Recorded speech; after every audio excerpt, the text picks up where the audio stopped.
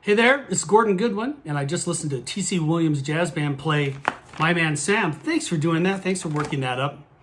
This chart kind of means a lot to me.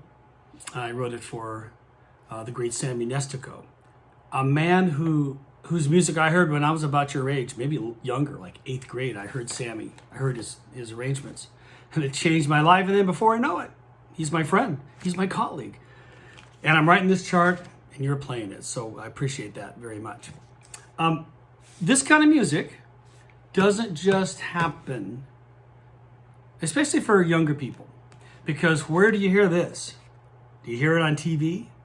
In the movies? Do you hear it on the radio? Of course not. Some radio, I guess. But most of the time, you're not going to hear it. Most of the time, you're going to have to go find it.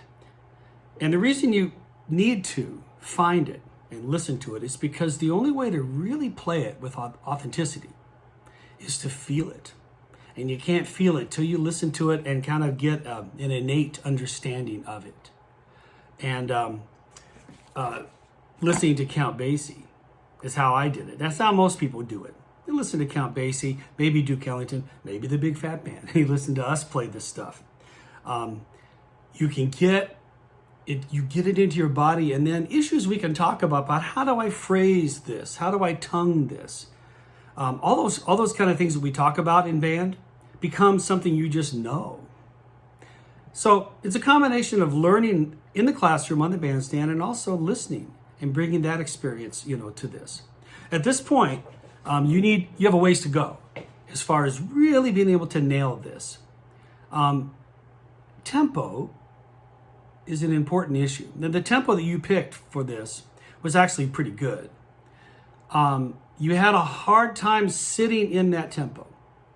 I heard the horns rushing a lot, like even through a course of a bar or two. The rhythm section is going like this, and you guys are just kind of pushing ahead at a faster tempo than they are. Now, I know about this because I used to do this when I was young. I still tend to kind of do it if I'm not in shape, if I haven't been practicing. Something to do with my metabolism, maybe, running a little faster. So I have to calm myself down and listen to the rhythm section and get that feel in my body.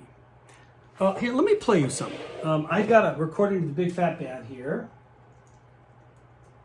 playing this same song. We recorded it, and we haven't released it yet, but we will. Listen to these guys, and listen to the commitment and the unity of the horns and the rhythm section, right? See if you can pick that out.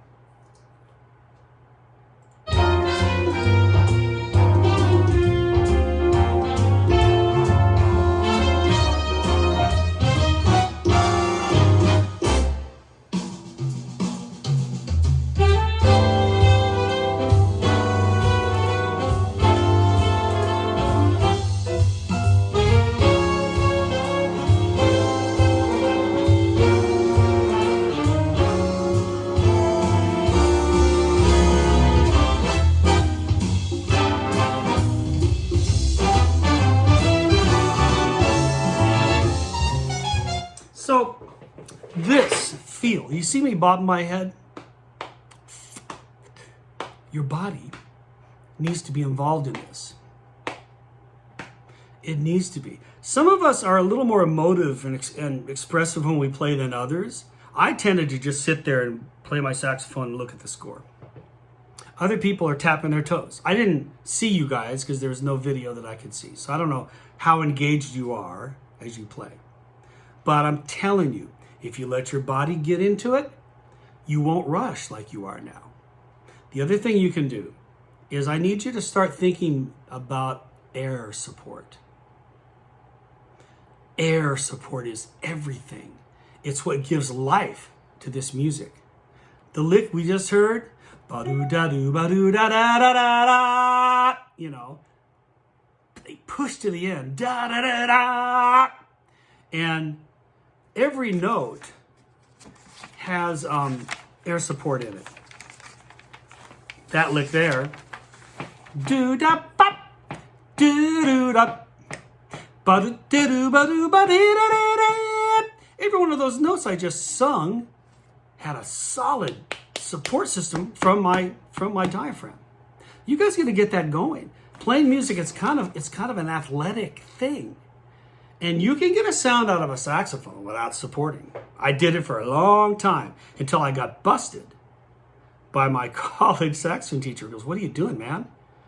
Spin it. Get that air going." So the note has a little bit of a vibration to it, right? A sizzle to it.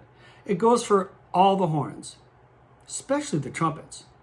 I need you guys to step up and listen to trumpet players like those guys, where they're just putting air out and you could hear the sound vibrates.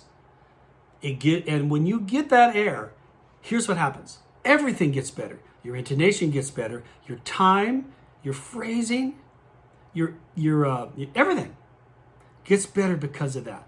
The way you get air is to do long tones. I got my saxophone over here, but I don't have a reed on it, so I can't do it. But basically, one exercise that I do is that I pick a note, any note, and I start as soft as I can, and then I try to crescendo for as long as I can, and then I diminuendo, right? And I try to time myself and see how long I can go. Hey, let me see how long I can go just with my voice. Okay.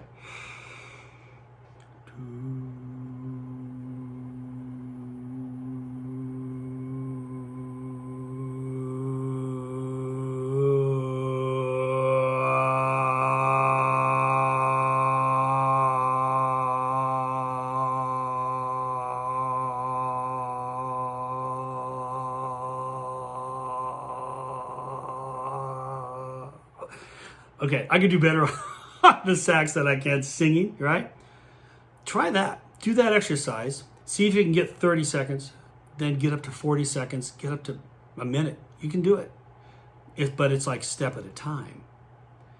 That was kind of a low note, so I couldn't sustain. If I picked a higher note, maybe I could vibrate it on and sustain more. But that exercise, it develops a lot of things. Think about it. It's really going to make a difference to this band and how you sound on charts like this. Listening while you're playing this music, and I wrote a few notes, I typed a few notes for you guys about this. You guys, you almost crashed in the middle of this song because the time got to be so uncertain near the end of the tenor saxophone solo before the trombone solo, and it was nobody exactly knew where is one, what's our feel. And I think it's the same problem of not feeling this.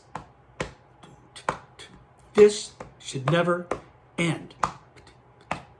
If you feel it like this, how can you get lost? Listening while you're playing is a learned skill.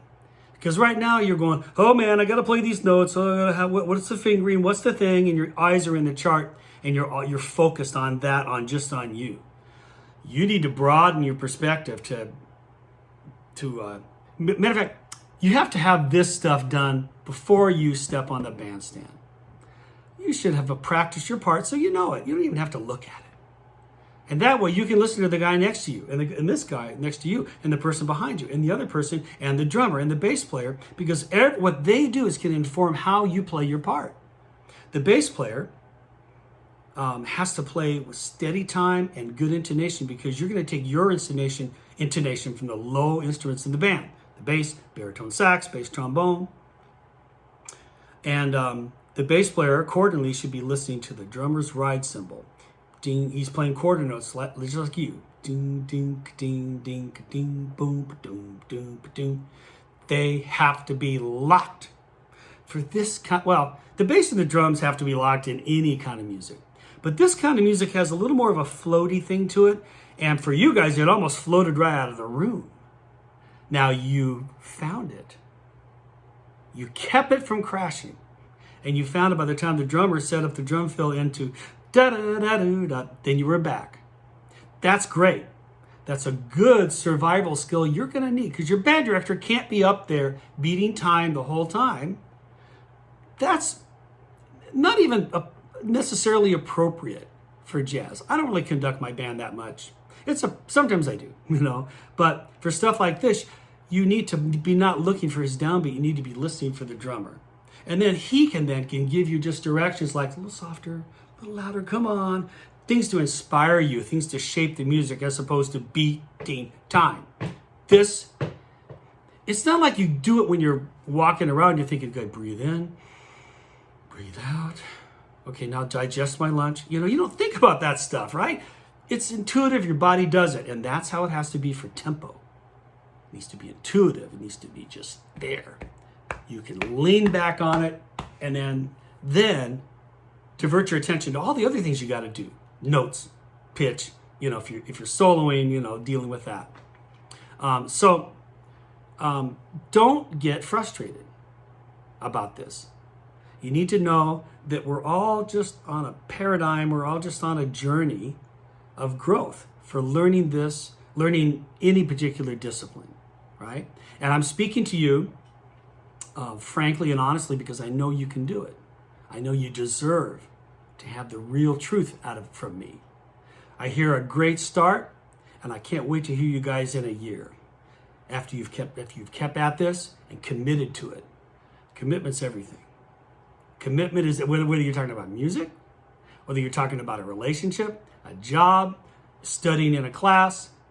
When you're in band, I would like you to think about nothing but band right there.